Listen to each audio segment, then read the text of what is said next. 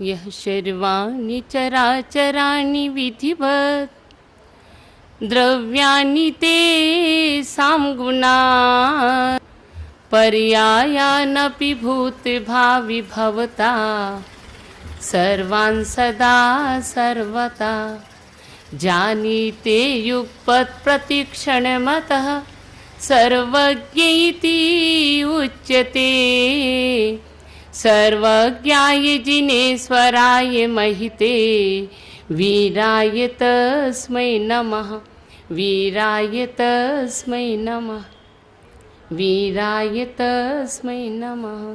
बोलो देवादिदेव महावीर भगवान की, चारित चक्रवर्ती आचार्य श्री शांति सागर जी महाराज की, चारित चूड़ामणि आचार्य श्री वीर सागर जी महाराज की, परम तपस्वी आचार्य श्री शिव सागर जी महाराज की, परम निष्प्रही आचार्य श्री धर्म सागर जी महाराज की, अभिक्षण ज्ञानोपयोगी आचार्य श्री अजित सागर जी महाराज की, वर्तमान धर्म प्रभावक आचार्य श्री वर्धमान सागर जी महाराज की, यम सलेखना धारणी आरिका इंदुमती माता जी की, परम उपकारी गुरु माता आरिका गणनी सुपार्श्वमती माता जी की, पर्वराज पर्यूषण पर्व की जय।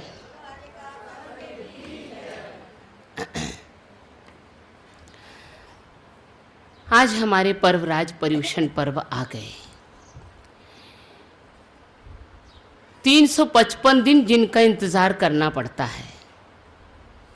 हमारे आचार्य कहते हैं बेटे बेटी की आवश्यकता हो तो वो तो 9 महीने में मिल जाते हैं, लेकिन पर्व नहीं मिलता 9 महीने में। इसके लिए तो पूरा 1 वर्ष इंतज़ार करना पड़ता है। लेकिन मुझे लगता है यहाँ इंतज़ार नहीं करना पड़ता, यहाँ तो लगता है रोज़ ही इनके पर्व होते हैं, इसलिए उत्सुकता भी नहीं होती। एक बार मैं एक जगह 10 लक्षण में गई तो कुछ लोगों ने मुझसे पूछा, कहने लगे भादों के महीने में कुछ भीड़ भाड़, 10 लक्षण पर्व में भीड़ भाड़ ज़्यादा क्यों होती मंदिरों में? 10 लक्षण पर्व में ज़्यादा भीड़, एक्स्ट्रा ऑर्डिनरी भीड़ होती है, लोग आते हैं। यहाँ की बात नहीं कह रही, यहाँ तो जो है वैसा ही है। ज़्यादा क्यों होती है? तो मैंने उनको कहा एक बात समझने की आपको ये है कि स्कूल कॉलेज चलते हैं, स्कूलों में कॉलेजों में विद्यार्थी आते हैं, और जब परीक्षा के दिन होते हैं तो भीड़ ज़्यादा क्यों होती है? कभी आपने चिंतन किया इस बात पर? प्रतिदिन स्कूल कॉलेज में विद्यार्थी आते हैं और जाते हैं, एक रूटीन चल जाती है, दैनिक चर्या चलती रहती है, लेकिन परीक्षा के दिन आते हैं, उन दिनों में भीड़ ज़्यादा क्यों होती है? इसलिए होती है कि जो रेगुलर विद्यार्थी हैं वो तो परीक्षा देने आते हैं, लेकिन आसपास छोटे मोटे गांवों से प्राइवेट विद्यार्थी भी परीक्षा देने आते हैं। जब रेगुलर और प्राइवेट दोनों मिलकर आते हैं तो विद्यालयों में, विश्वविद्यालयों में, स्कूलों कॉलेजों में ज़्यादा भीड़ हो जाती है। ठीक इसी प्रकार सदैया श्रावक तो प्रतिदिन 12 महीने मंदिर में आया करते हैं, तो उनकी एक रूटीन होती है। लेकिन जब प्राइवेट विद्यार्थी, मतलब भदैया श्रावक जो आने लगते हैं 10 दिनों के लिए, 10 दिनों की पूजा करने आते हैं, भदैया श्रावक जब आते हैं, जिन्हें हम प्राइवेट विद्यार्थी कहते हैं, जब वो प्राइवेट विद्यार्थी आते हैं, किस लिए आते हैं? जय जय नाथ परम गुरु हो, दरस विशुद्धि भावना भाई, 16 तीर्थंकर पददाय परम गुरु हो, जय जय नाथ परम गुरु हो।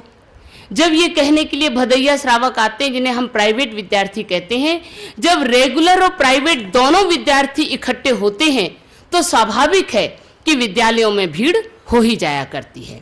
इसलिए 10 लक्षण के दिनों में प्राइवेट माने भदैया और रेगुलर माने सदैया। जब भदैया और सदैया दोनों श्रावक मिलते हैं तो स्वाभाविक है कि भीड़ कुछ ज़्यादा हो जाया करती है।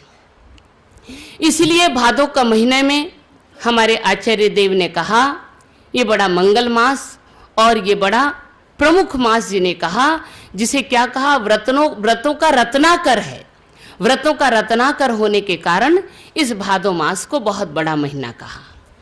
कल मैंने आपसे एक औपचारिकता में बाहरी तैयारी की बात करी थी कि कल का दिन हमारा पूर्व संध्या का दिन है और हमें 10 लक्षण पर्व की बाहरी तैयारी करनी है। और मैंने कहा था कि कल मैं आपको अंतरंग तैयारी की बात बताऊंगी। बाहरी तैयारी तो आप प्रत्येक वर्ष करते हैं और करते चले जाते हैं और अभी भी कर रहे हैं, उससे कुछ भी आनी जानी नहीं है, उससे हमें कुछ थोड़ा बहुत लाभ मिलेगा।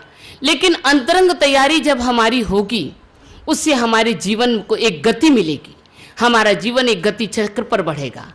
अंतरंग तैयारी में हमारे व्रत उपवास तो ये बाहरी तैयारी में होते ही रहेंगे, लेकिन अंतरंग तैयारी हमारी वो होनी चाहिए कि जब कभी हमें कोई गालियां दे तो हम क्षमा धारण करें, जब हमारा कोई अहंकार नष्ट करे तो हमारा मन विचलित ना हो और हम विनय से रहें, जब कभी हमारे मन में छल कपट उत्पन्न हो जाए तो हम उन सबको हटाकर अपनी नैतिकता को बरकरार रखें, जब हमारे मन में झूठ कपट आए उस समय हम अपनी सच्चाई के मार्ग को ना छोड़ सकें, जब हमारे मन में असंयम या पाप उत्पन्न हो तो हम अपने संयम के मार्ग को कायम रख सकें, जब हमारा मन सारी दुनिया जिस दौड़ पर दौड़ रही हो और हमारा मन भी उस दौड़ में होड़ लगाने को दौड़े तो हम अपने मन को बंदिश बनाकर रख लें।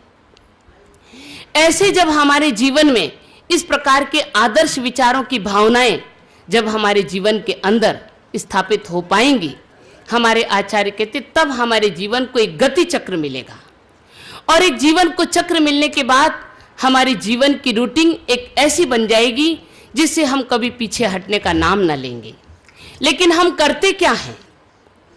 लेकिन आज हम करते क्या हैं कि अपने जीवन के 355 दिन जो बड़े बेतरतीब से गुजरते हैं, उन बेतरतीबी से गुजरने वाले उन 355 दिनों में इस 10 दिनों में हम रीअरेंज करने का प्रयास करते हैं, व्यवस्थित करने का प्रयास करते हैं। और जो व्यवस्थित करने का प्रयास माने कोशिश ट्राई करते हैं कि हम कर सकेंगे क्या, और जब हम कोशिश करते हैं तो वो हमारे जीवन के रेगुलेट करने वाले दिन नहीं होते, वो हमारे रेगुलेशन में नहीं आ पाते हैं। और क्या होता है जब हम कोशिश करते हैं उन्हें करने के लिए, रीअरेंज करने के लिए जब हम कोशिश करते हैं तो क्या होता है कि वो 10 दिन बड़े जद्दोजहद से गुजरते हैं और हम उन दिनों को गिनते गिनते चलते हैं। और 10 दिन बीतने के बाद हमारे अंदर ऐसी कसमसाहट होने लगती है, ऐसा छटपटाहट होने लगती है कि ये 10 दिन कब बीते और कब हम अपने वापस उसी रेगुलेशन पर आ जाएं, उसी रूटीन पर आ जाएं और फिर उसे वापस छोड़ने का प्रयास करने लगते हैं। हमारे आचार्य कहते क्योंकि हमने उन्हें बांधा है, कितने दिनों के लिए? कुछ दिनों के लिए बुद्धिपूर्वक बांधा है। और याद रखना, नदी का बांधा हुआ पानी हर क्षण बाहर निकलने का प्रयास करता है, कुछ सुराग खोजते रहता है कि मैं कब बाहर निकलूं। और बांधा हुआ पानी जबरदस्ती से बांधा नहीं जा सकता, वह आखिर एक दिन फूटेगा और फूट के बाहर निकलने लगेगा। उसमें हमें आनंद की निर्झरनी ना बहेगी, हमें सुख जरूर थोड़ा मिलेगा लेकिन उसका प्रतिफल दुख भी होगा। अगर आनंद की अनुभूति होगी तो हम उसे छोड़ेंगे नहीं। दूसरी बात, आज हम इसे पर्वराज कहते हैं। हमारे आचार्य ने कहा जरा हमें यह भी समझना है कि पर्व क्यों और कब आते हैं। हमारे आचार्य ने कहा कुछ पर्व तो होते हैं ऋतु विशेष के, कुछ पर्व होते हैं ऋतु विशेष के, जिसे हम ये कहते हैं वसंत पंचमी का पर्व कहते हैं, जिसे संक्रांति कह देते हैं, ये ऋतु विशेष से होने वाले पर्व हैं।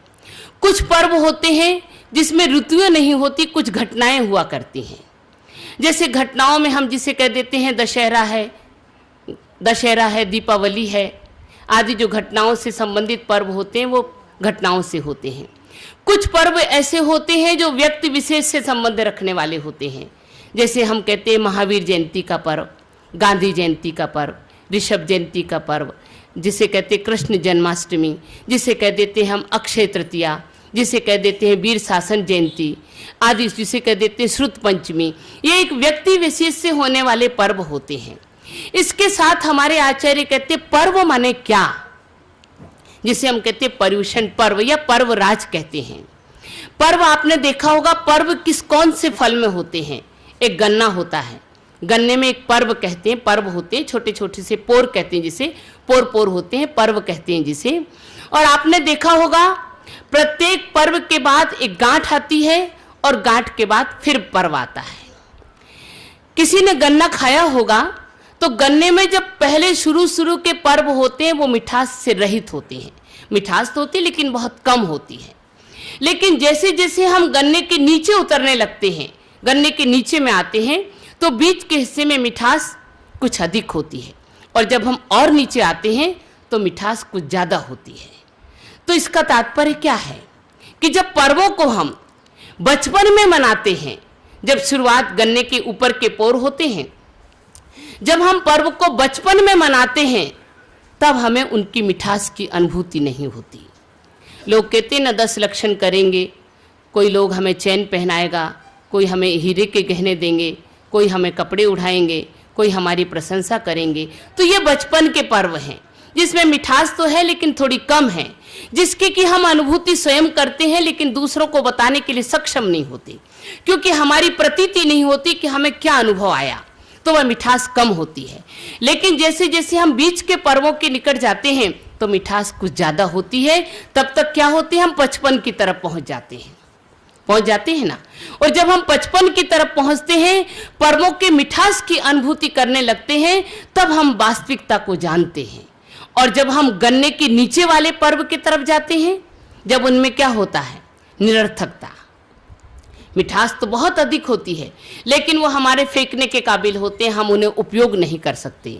माता जी ने कल ही कही थी ये बात कि जब गन्ने के पर्व के ऊपर चलते हैं तो शुरू का पर्व होता है बालकपन और बीच की मिठास होती है जवानी, जो हम की तरुणियों के अपने उसमें चले जाते हैं। जिसे कि दौलत राम जी ने कहा कि बालपने में ज्ञान न लहो, तरुण समय तरुणी रत रहो, अर्धमृतक समय बूढ़ापनो, कैसे रूप लखे आपनो।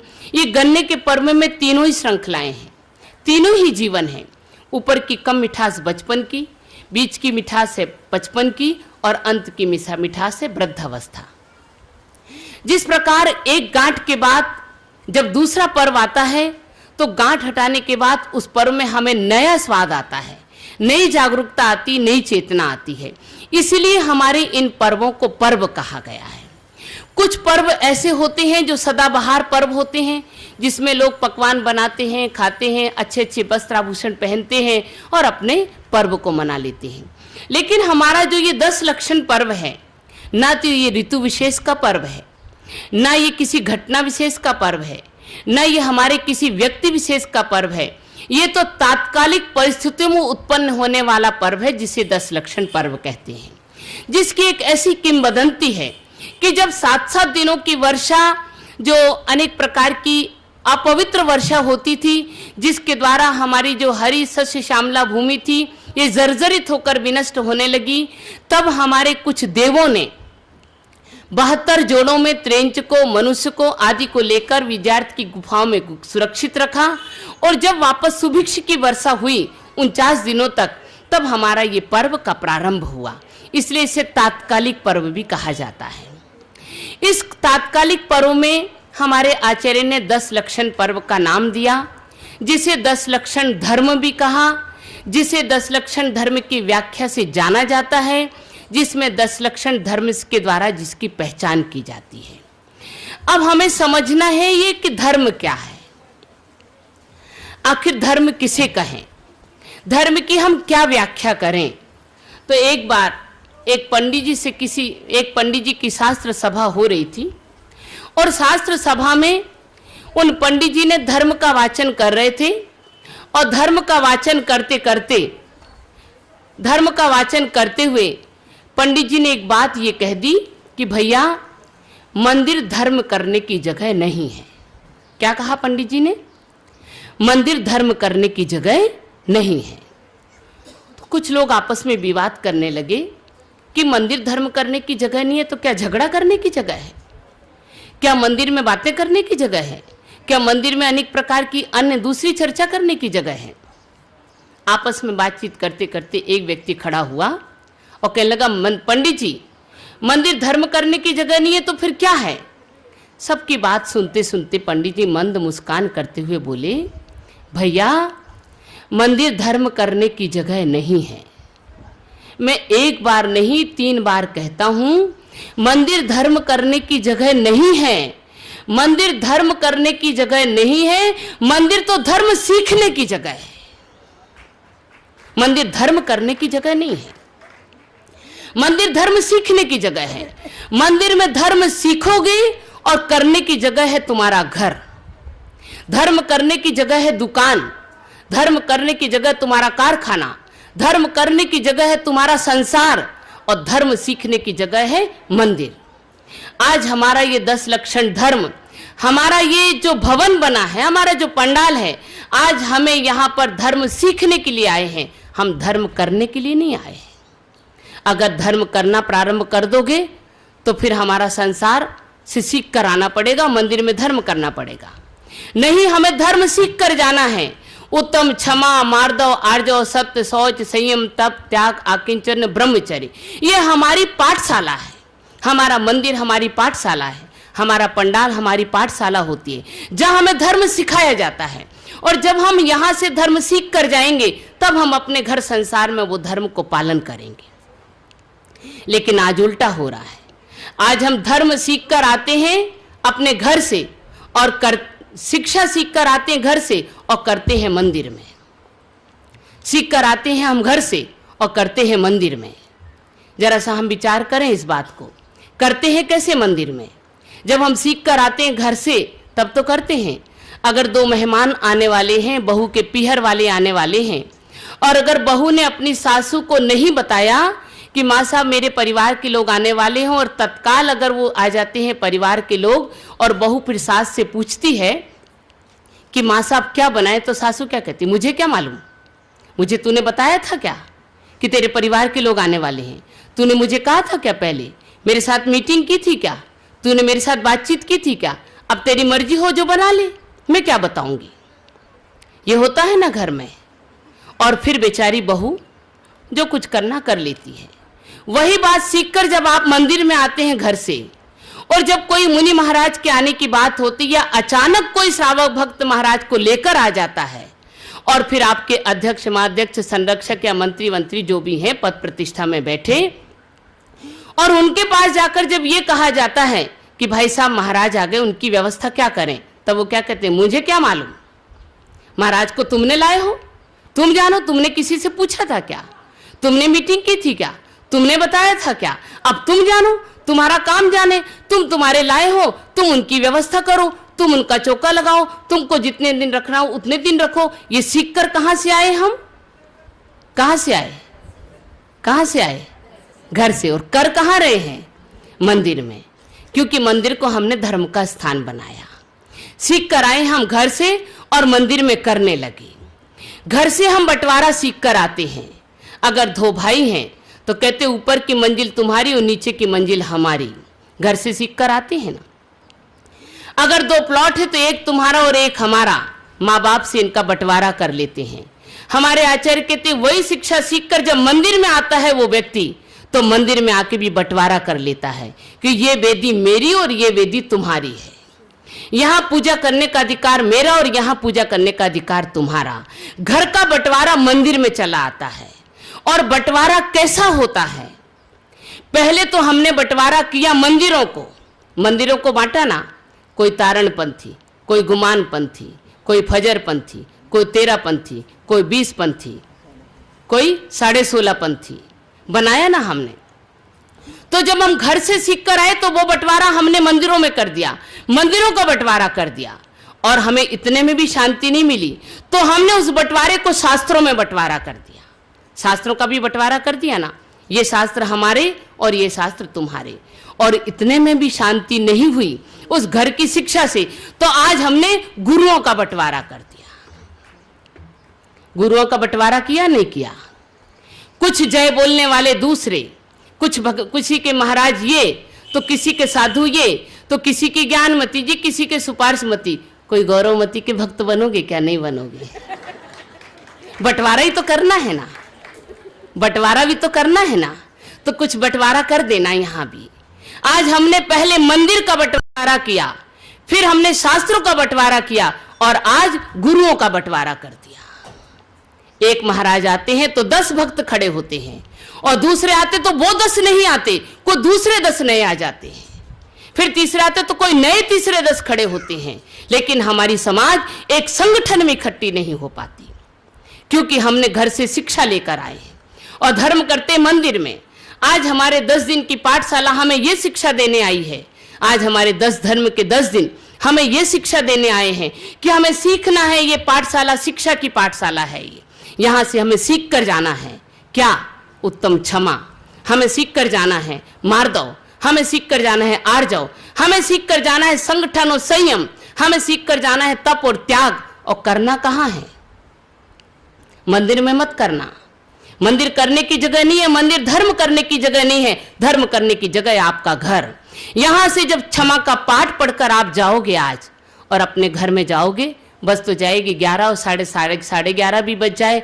अब चाय पीने की आदत है सासू साहब की, ससुर साहब को भी चाय पीने की आदत है, और बहू भी प्रवचन सुनने के लिए लालायत है, और बेटी भी प्रवचन सुनने के लिए लालायत है, और सास ससुर भी, माता पिता भी हैं। जब समय पर जाएंगे और समय पर चाय ना मिले तो क्या सीख कर जाओगे यहां से? क्षमा का पाठ, क्षमा का पाठ सीख कर जाओगे ना। तो वहां थोड़ी देर जब लग जाए तो ये कहते ना, कोई बात नहीं बेटा, थोड़ी देर के बाद बना लेना, 11 बजे तक जब मैं रह सकता हूं तो आधे घंटे और चल सकता है। ये सीख कर जाना है। अगर मान लो किसी कारणवश थोड़ी सी शक्कर कम हो जाए, चीनी, तो उस प्याली को फेंकना नहीं है, क्योंकि क्रोध के अभाव में क्षमा, और क्षमा के प्रादुर्भाव में क्रोध का अभाव।